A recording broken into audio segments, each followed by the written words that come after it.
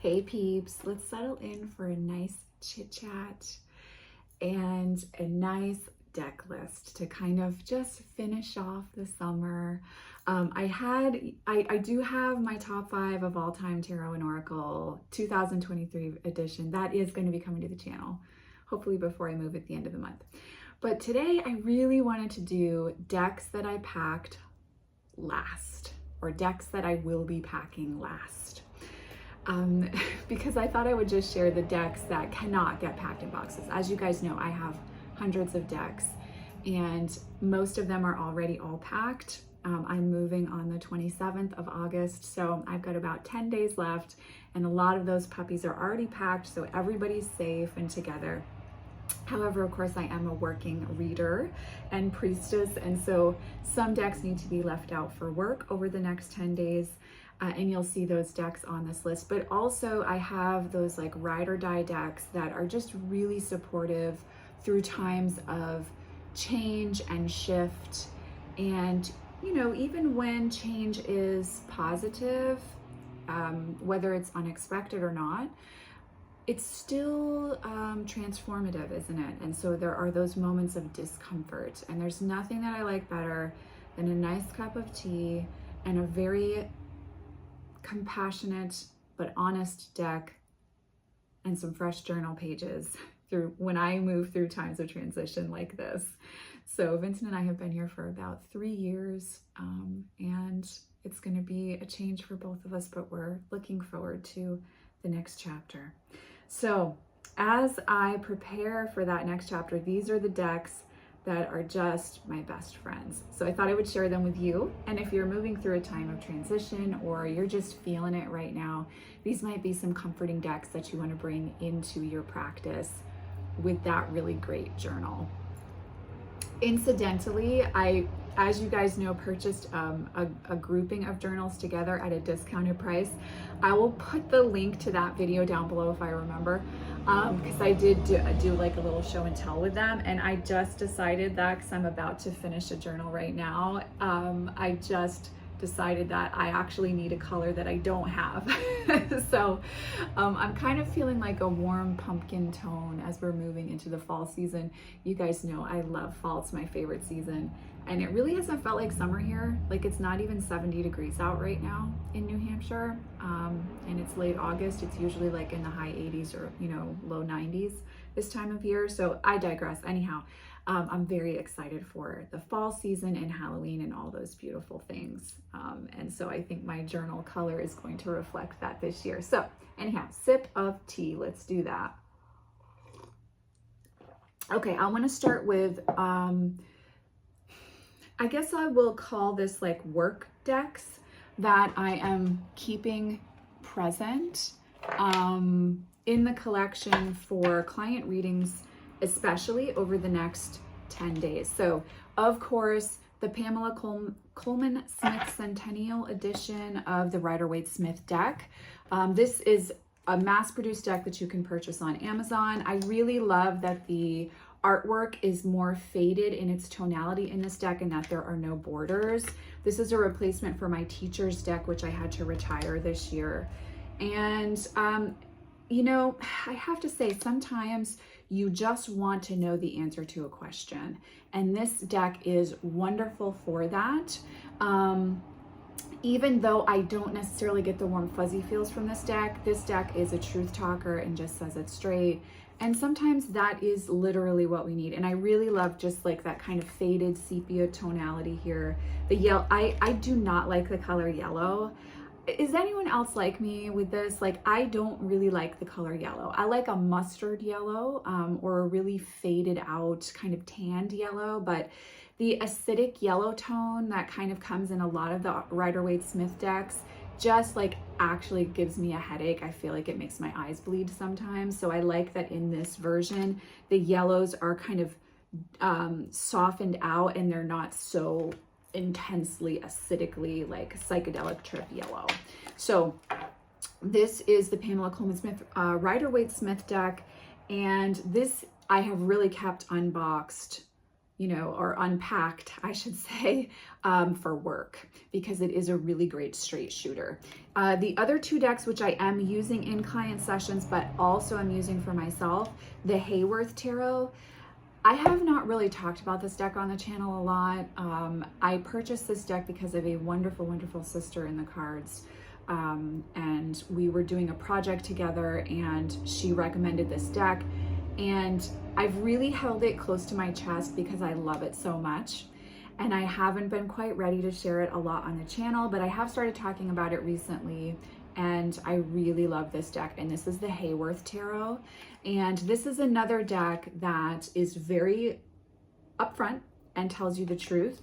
But it's got this, the artwork is kind of dark and macabre, but it's got this such a great feel, and it really makes you pause and reflect when you work with this deck.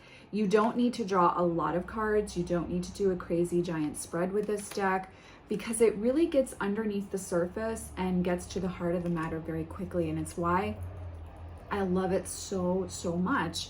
It just has a really special place in my heart. It stays out on my reading desk all the time. And I have not put it away or really stopped working with it since I purchased it. And I love it. I really, really love this deck. So it's a very powerful deck for reflection and for honesty and for reflection.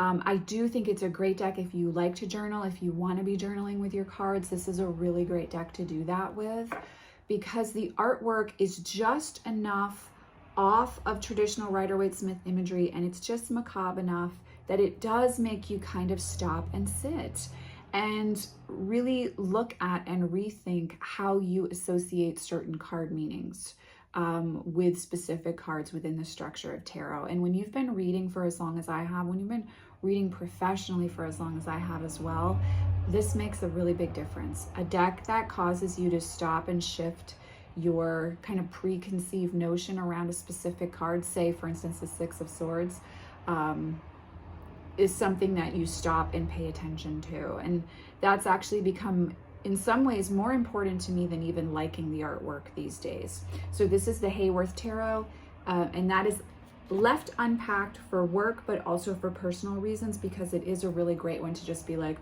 whoa, didn't realize that I was avoiding looking at that, and getting a chance to kind of pause and reflect and do some journal work around that.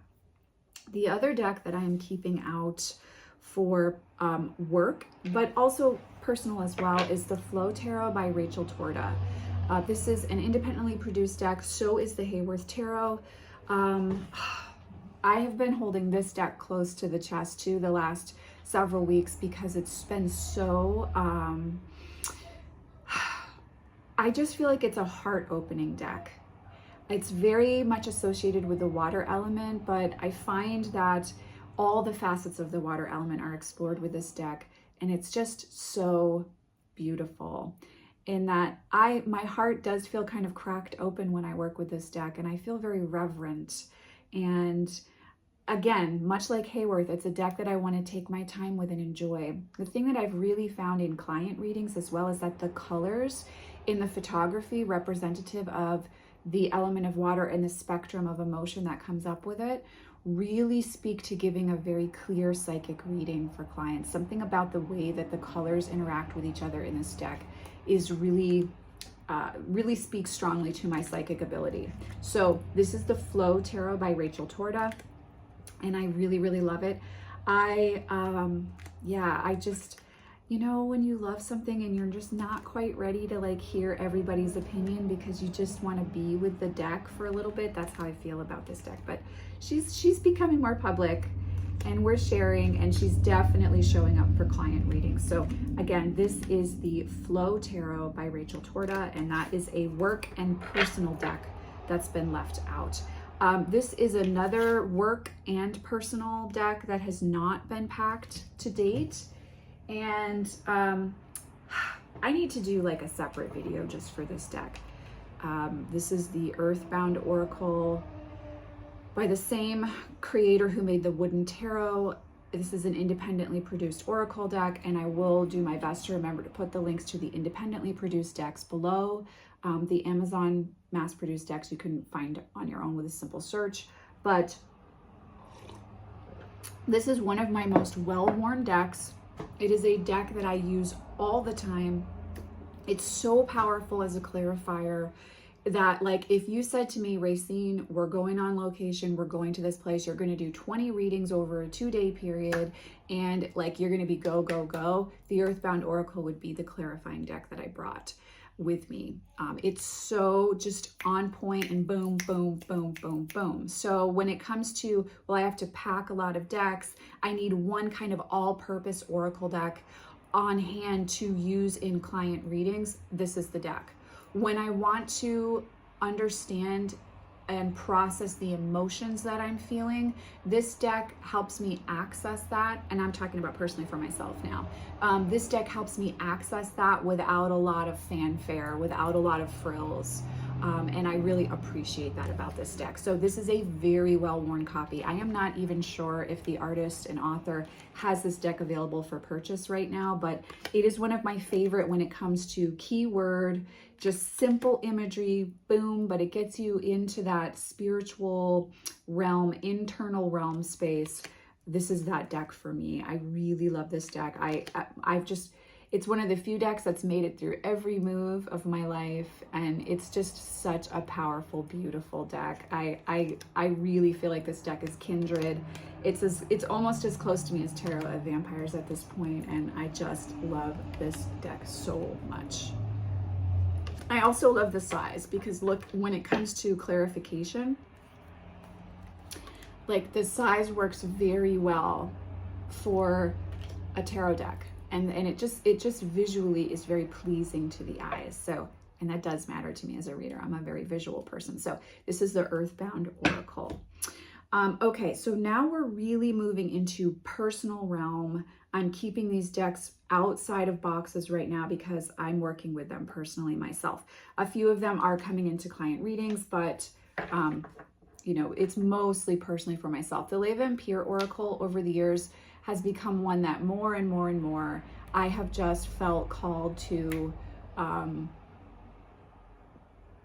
work with. There's a real, I do consider it primarily a shadow deck or a shadow work deck or an internal realm deck. Like it does very much get into kind of what's going on underneath the surface and root causes of things, but there is also a level of empowerment that comes from working with this deck. So it's not strictly a shadow work deck. It's probably my most used Cavendish Griffith deck, to be completely honest with you. This is the one that gets pulled out the most, and this is a working deck, so I do use this in client readings as well. But personally for me, when I engage in something like changing locations, moving house, shifting, that kind of thing, I really do find that a lot comes up for me emotionally, especially in regards to the past, a lot of emotions. And this deck is very wonderful to help me to kind of flesh out the clarity that, say, the Earthbound Oracle would give me on my emotions. This deck will kind of go into the root causes of the emotion and how to be present for myself through them. What I have found to be most powerful in shadow work over the years is the importance of sitting with and confronting the emotions and the fear. And as we sit with that, making friends with that, understanding that enables us to integrate and move forward, being able to be more aware of when we are reacting to something. This deck helps me to get into underneath the surface of those emotions so that I can be present with myself. And I really love this deck for that. I use it much more for that than, say, clarification or divination, although I do at times approach that deck for that reason. Okay, so next on the list, when I need to like just check out and not be doing personal work or excavating emotions when I'm moving through times of transition, the Memento Mori Oracle is where it's at, because I'm considering this a study deck right now. I'm kind of working with the little white book that accompanies the deck, but also my own personal associations when it comes to understanding the language of the deck and then how I'm going to work with that with clients. Now, let alone the fact that the backings are maybe my favorite backings of all time. They're right up there. I freaking love this deck so much. It's so me, I feel like, in a lot of ways. And I've just connected with this one in a way that I have not connected with Black and the Moon's earlier decks as much as I wanted to. I just didn't feel it the way a lot of people did, but I feel it with this deck. I'm very, very connected to this one. But also it's a study deck, and there's nothing I love more than sinking my teeth into research and study and, you know, copying passages of things into books that are associated with specific cards for myself, etc. That gives me the most pleasure on earth. Like, if you said to me, I get to have like a day to myself, that is like my dream day, but with like a delicious glass of wine and some great cheese and some beautiful like crusty bread and a couple hours to myself to just enjoy that and uncovering and getting to know a new deck. Like, that's my dream afternoon. Very much so, especially the older I get.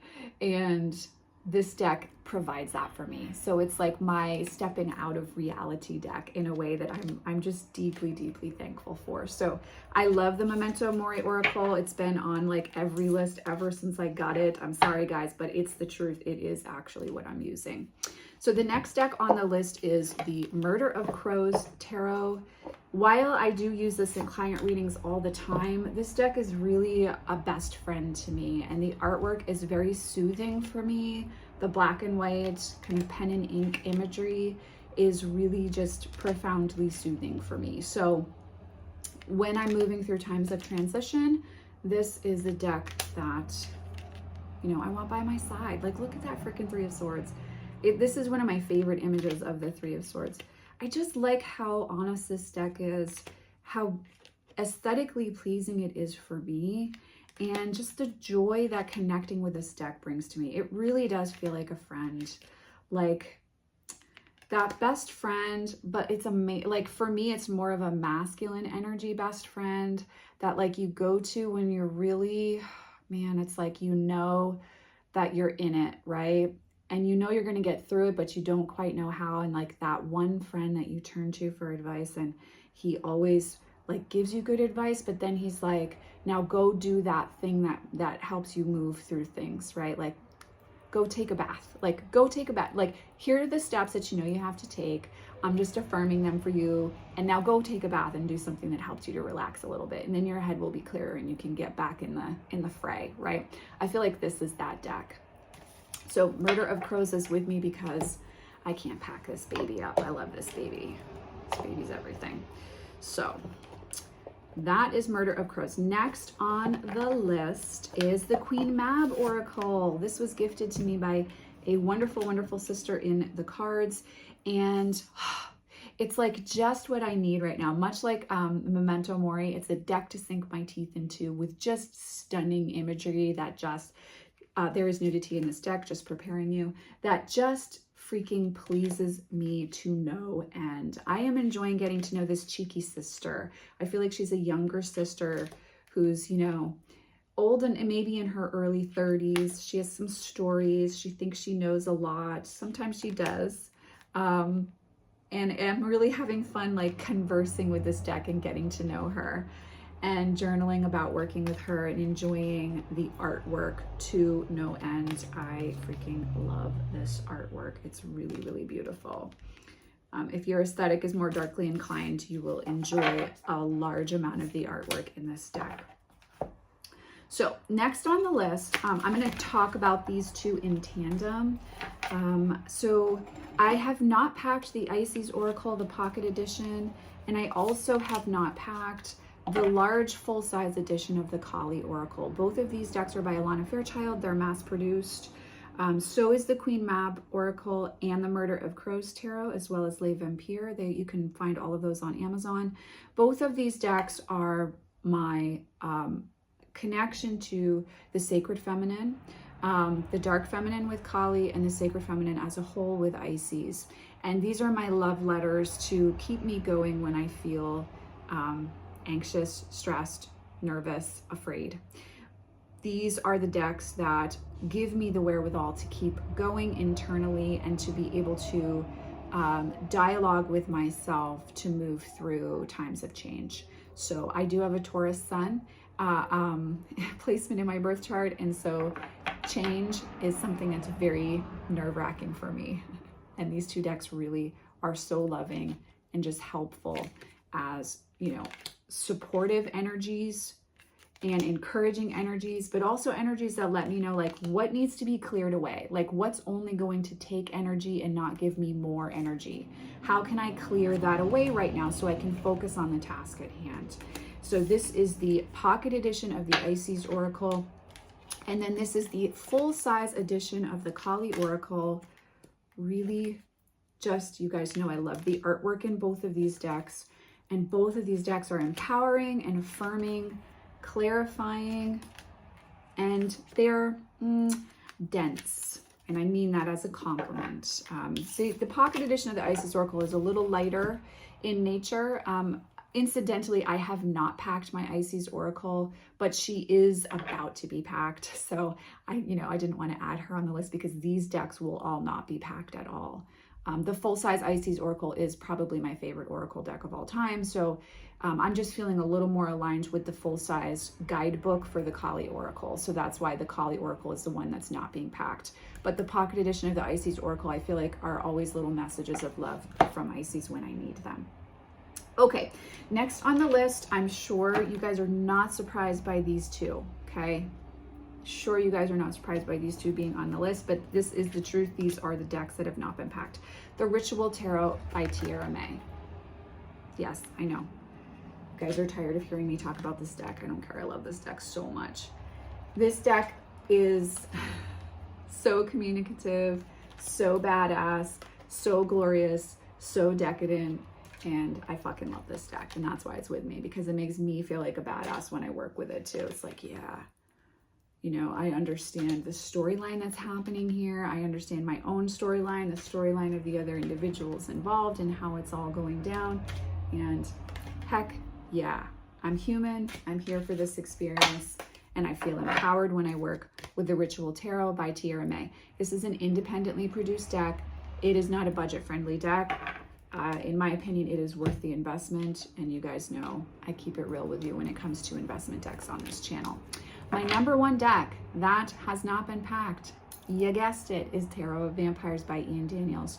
Oh my God, I feel like Phantasmagoria, the guidebook to this deck, is like a lifeline for me when I'm moving through times of transition, because I always find something new in that guidebook every time. I've shared this with you guys before on the channel. Every freaking time I'm like, oh my God, I've read this book so many times. Like this morning, I was reading, I pulled the Ten of Grails, and I was reading the guidebook meaning for that. And I found an entire sentence that I felt like I'd never read before. And I was like, what the heck? Like, I've read this so many times, and it was so profound for me in those moments.